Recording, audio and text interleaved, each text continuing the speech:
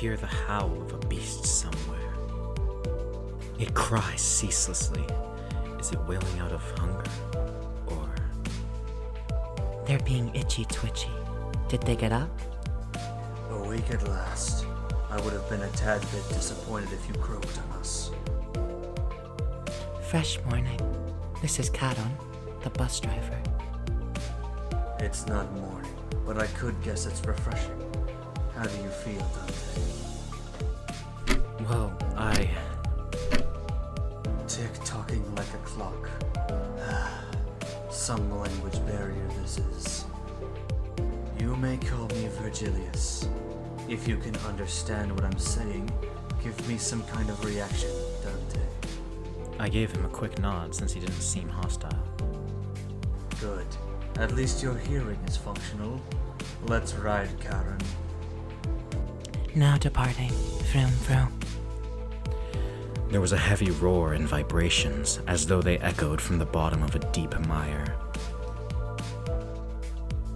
It was then that I realized I was aboard a bus. A bus.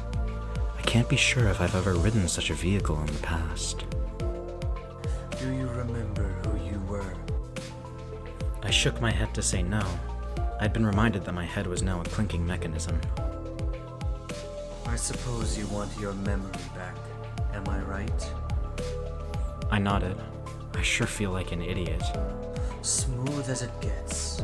What's to stop the rest of you from adopting this gesture-based communication? Any words of yours, Miss Faust? Faust would kindly turn down the offer. I doubt we'll have that much freedom over our bodies most of the time. She's the one who spoke to me back in the forest. Her silver hair that glistens even without sunlight gives off a rather mysterious air. Dante? Dante? Come to think of it, the red-eyed man has been calling me that too. Dante is your name. The amnesia must be affecting you rather severely. Sure looks like it. That doesn't sound like a familiar word. You'll get used to it in time. Wait, you can understand me? The group that attacked me earlier, and that Virgie, or whatever he was called, seemed to hear nothing but ticking from me. Faust can hear what you intend to speak. You really can? But how? I don't even have a real mouth. Outdated ideas must be one of the side effects that came with your head replacement. It's anachronistic to think that vocal organs such as the cords or tongue are necessary to participate in conversation. Anachronistic.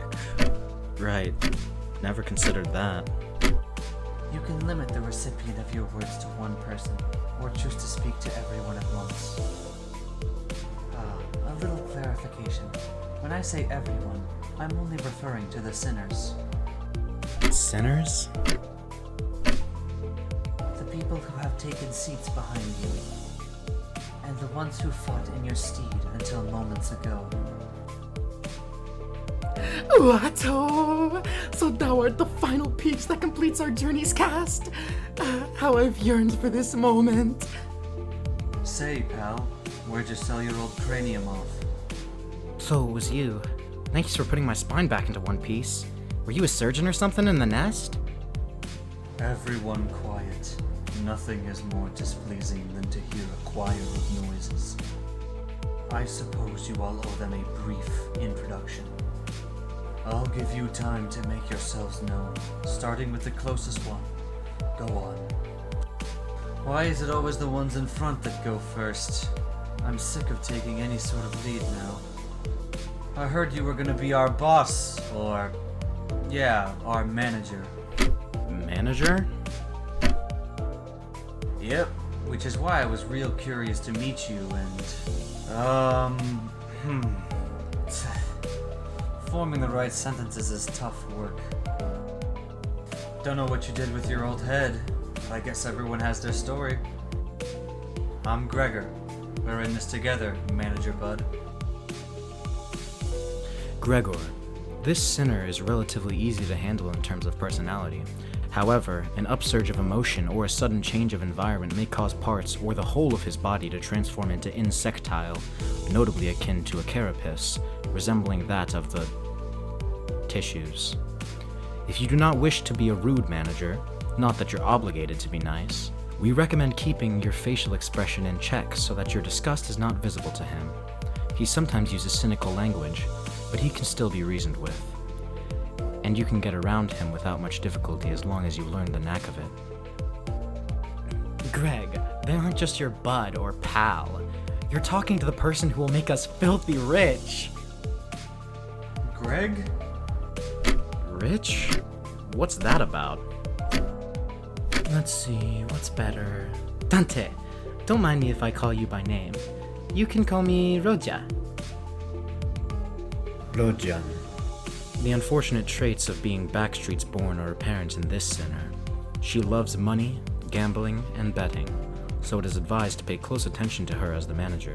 She tends to deflect orders with an unimpressive wink or a silly joke. We recommend taking a stern stance at times to remind her that you are her superior. Her mood may be down at irregular intervals. There is nothing you can do to aid her in that state, so we recommend waiting for it to pass. I think there's a, good reason you became our manager. I'm sure you used to be a big deal back in the nest, right? When your old habits start coming back, we'll be that much closer to rolling in the dough. She does have a sociability, I'll give her that. Oh gosh, look at me keeping on. Hey kid, it's your turn next. Good day. Aw, boring. That's it? I am Sinclair. Sinclair, even with the volatile nature of human growth around his age taken into consideration, this sinner seems to get particularly startled or frown when spoken to.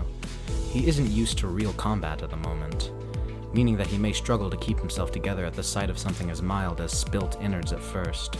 As there may be those with violent tendencies among your crew, we recommend taking an approach focused on positive reinforcement with this sinner.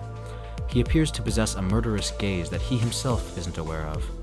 This is a hopeful sign that he has the potential to grow into an expert of our company's profession with the right stimuli.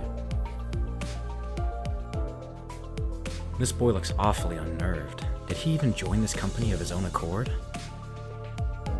Is there anything else I need to say? I've never worked for a company before. Well, you'll learn the ropes in the coming days. Okay then, how about you next, nerdy pal? I am Yiseng. Yisang, formerly the youngest chief researcher at the Redacted Wing. This sinner possesses higher intelligence compared to most others. We estimate that everyday conversation with this sinner will prove difficult for managers selected by our current screening process. Avoiding communication altogether will pose a risk on its own, however. If the sinner remains silent for a long time, that means he is currently processing a line of deliberate thought. We recommend waiting patiently for him. That's it? No smoke or mirrors. I waited for him to reveal that he was pulling a prank or something. But he just stared vacantly into the window, disinterested. I can't believe you people. Aren't proper introductions the first step to being a member of society? Call me Ishmael, if you please. Ishmael, you may be disheartened by the defective state of many of your sinners, but do not worry. This sinner is one of the few who can carry out most missions without much complaint. She is likely to make reasonable judgments, so it is a good idea to start conversations while looking her way if you're seeking sound advice. However, you mustn't forget, this sinner has survived an absurd voyage in a far and wide body of water.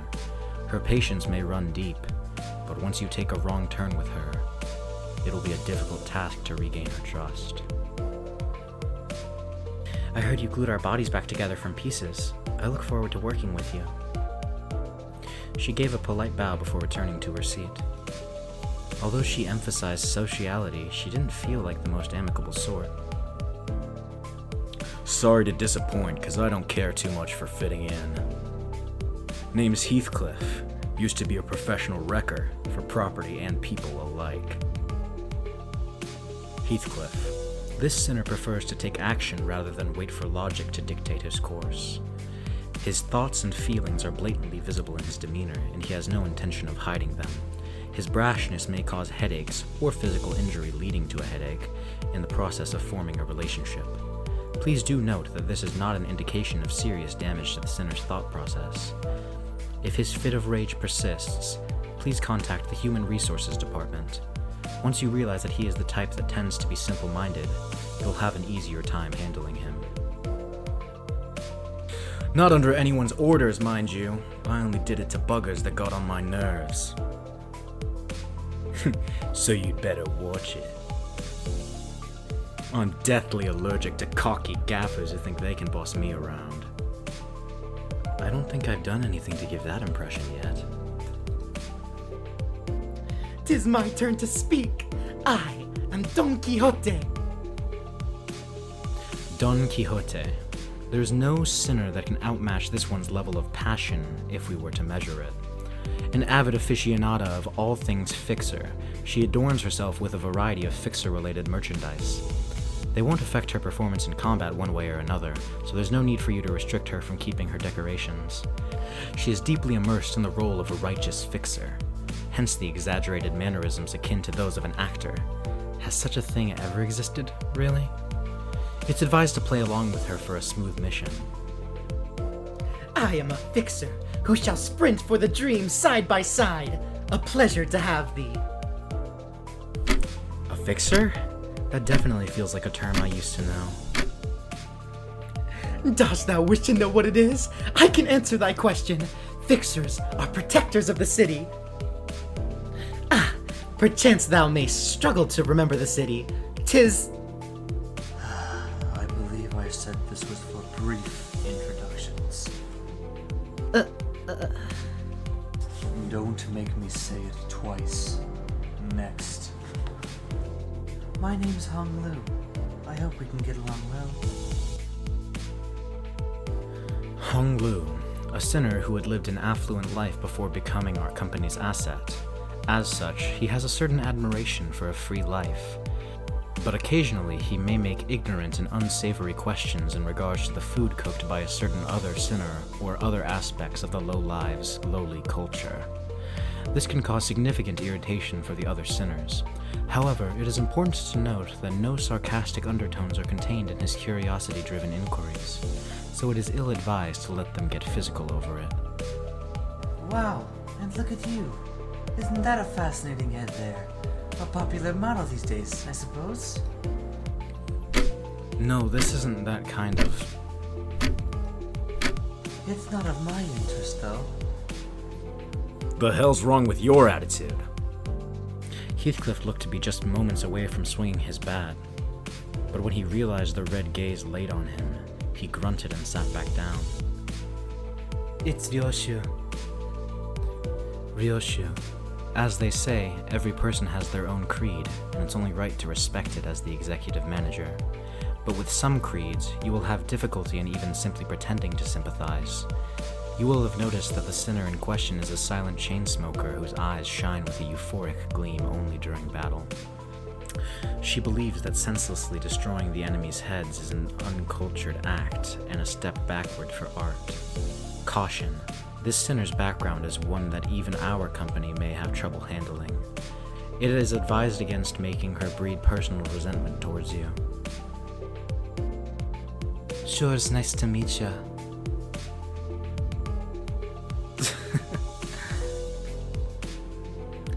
At what point was I supposed to laugh? Mersalt. Please refer to me as such. Mersalt wants clear and concise commands requiring no judgment on his part.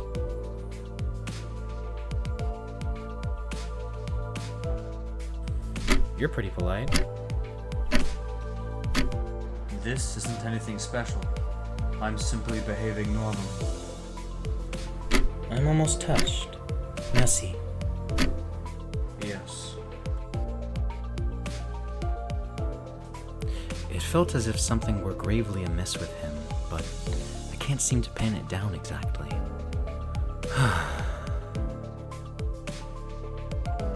The way she scanned me up and down was a little daunting. I felt almost compelled to bow to her, but she stopped me with a motion of her hand. Please, I would never make my manager grovel before me. My name is Otis. I would like to apologize for my rudeness earlier. Otis. This sinner could serve as an excellent advisor depending on your capability. However, she also has a meddlesome tendency, so it is recommended to keep her satisfied with short replies of agreement. She is an expert when it comes to tactics and various pearls of wisdom about life, making her advice all the more valuable for your mission. In addition, she possesses a vast knowledge of workshop technologies. You could trust her with the simple repairs of the bus. Notice, unlike the other sinners, accessing records pertaining to the past of this sinner is not permitted. Warning, keep an eye on this sinner and beware that she does not exercise her cunning intellect for purposes other than completing our company's mission. Rudeness? Oh, please, your generosity is a humbling sight. I knew at first glance that you have what it takes to lead us. Huh? Sorry? Well, most humans cause noise and friction as a result of confrontation. Some are able to reap mutual benefit from coming head to head. It could be compared to the relationship between a blade and a whetstone. I vow to serve you with unrivaled devotion, Executive Manager. My blade is yours to wield. That's reassuring. Thanks. I gave her an approving nod, even though I still don't get what she meant by her rudeness. I'm amazed at how you can sing such bold-faced high praise not too long after calling them a miserably writhing wretch. I think I see now. It seems I'm the last. Faust is the name. Faust, the sinner who developed the engine of Mephistopheles, the bus operated by Limbus Company. She claims that there is no one in the city who could rival her library of knowledge and wisdom, and she isn't necessarily wrong. You might find her high and mighty attitude when she allows you to converse with her displeasing, but as seen with how she treats everyone with subtle gestures of arrogance, there is no hope of her parting with it, ever. We recommend simply nodding once and getting over it. Even though she has an unparalleled genius, we can't quite figure out how to use this one. Perhaps you could be the one to find out. A genius with whom you're lucky to cross paths even once in your life.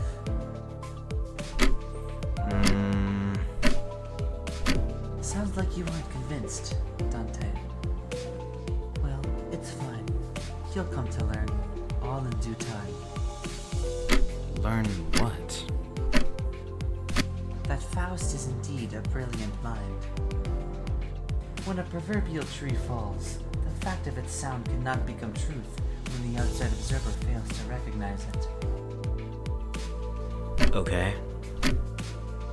That's enough greetings.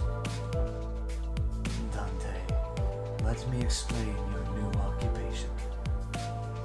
You mean as the manager? They're asking if the job you're about to explain is that of the manager. Come to think of it, that red-eyed man couldn't hear me, unlike the sinners. That's correct, Executive Manager Dante. You will embark on a trip to the Inferno with the 12 sinners who have just introduced themselves. The Inferno? Why should I go to hell? They're asking why they need to travel to the Inferno. How about this? Treasure awaits at the end of the road. Would that suffice? I don't. You mean I used to be a treasure hunter or something? They can't seem to get you at all. I did not ask for your understanding, Dante. Nor was this a question of your willingness. You'll have to listen to me if you want to reclaim your memories and original. I mean, I do want them back, but... They're hesitant. Miss Faust, what will we do if Dante keeps on refusing to cooperate? This was not a scenario we anticipated. Preposterous. Faust anticipates every possibility. Dante, once you've completed all your missions, you'll be able to engrave the aspect. I can promise you that. Aspect. A word that strikes my mind intensely. Even though my memories are gone, my underlying instincts are responding strongly to it. Led by intuition, I make my choice. See there? They're nodding. Good, then we can continue. By the way, Cain, why isn't the bus moving? Were you dozing off? A bus driver only snoozes at rest spots, Vic. Weirdos were hanging around in front of Mephi. I told you, Cain, if anything happens with the bus, you've got to let me know right away. Mephi? Who's that? Mephistopheles, the name of this bus and the engine that runs it. And Faust's magnum opus, Chorus. An ideal ferry boat to bear us across the inferno. Wouldn't you agree, Dante? I wasn't sure what he was getting at, so I turned away to look through the window instead of giving him a reply. Looks like they're just another pack of dirty rats living in the back streets. This is just the right time, Dante.